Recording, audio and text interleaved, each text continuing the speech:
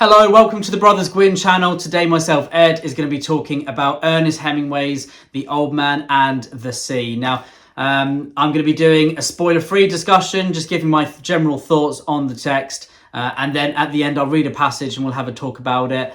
And then we can wrap it up from there. But if you haven't read it, don't worry too much. I won't be going over into the actual matter and the spoilers, but you should definitely go and read it.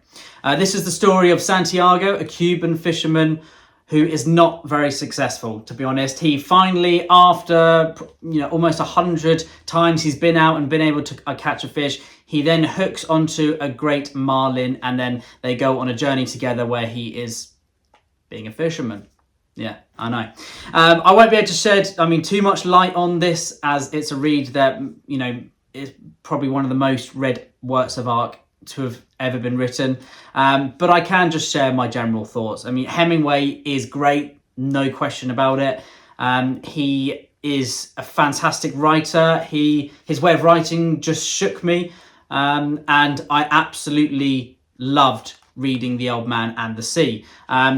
His kind of style of writing cuts straight to the bone. It is stripped back prose, purposeful, driven and evocative, simple but effective. And I love that.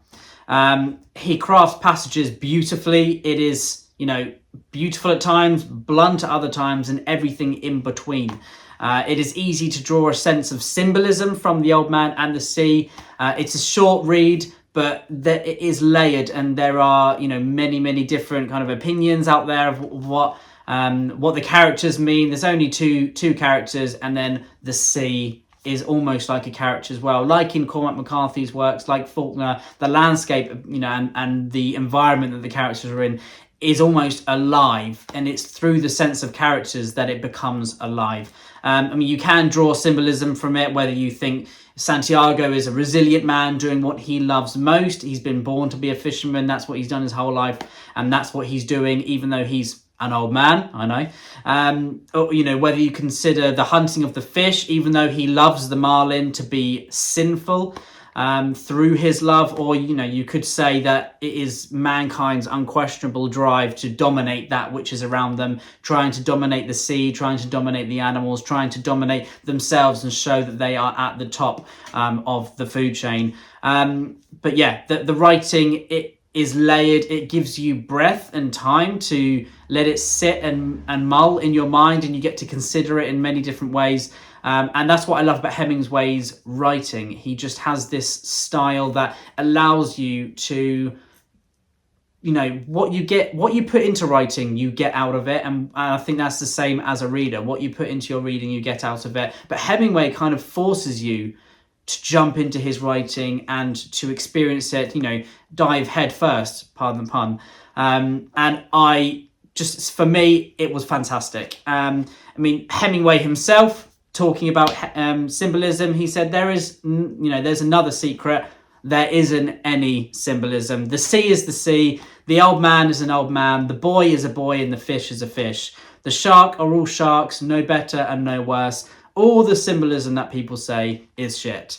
What goes beyond is what you see beyond what you know. So that's what Hemingway himself had to say. So what do I know? There's no symbolism. There you go. But I'll quickly just read my favourite passage, and it's actually on the first page. So if you haven't read it, don't worry. And if you have read it, don't worry.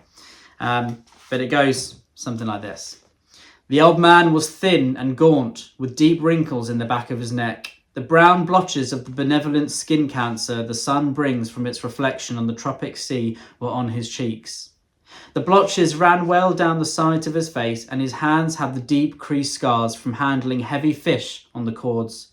But none of these scars were fresh. They were as old as erosions in a fishless desert.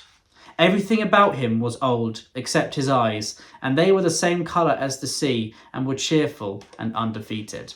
And this kind of sense of, cheerful and undefeated goes all the way through the book, from page 1 to the very end.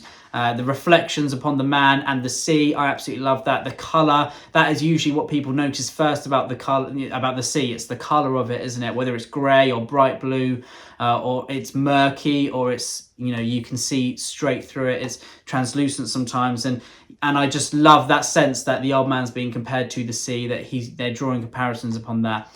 The writing of Hemingway is amazing. I really want to read Farewell to Arms next, or For Whom the Bell Tolls. William keeps saying For Whom the Bell Tolls, so we'll see. Maybe I'll trust him, but let me know in the comments below what you thought of Old Man and the Sea. Thank you for watching this short review. Hopefully you're enjoying these short ones where we're tackling books on our own. If you hate seeing us on our own, just want to see us together, let us know in the comments below. But yeah, nice to see you. Take care. Truth and courage.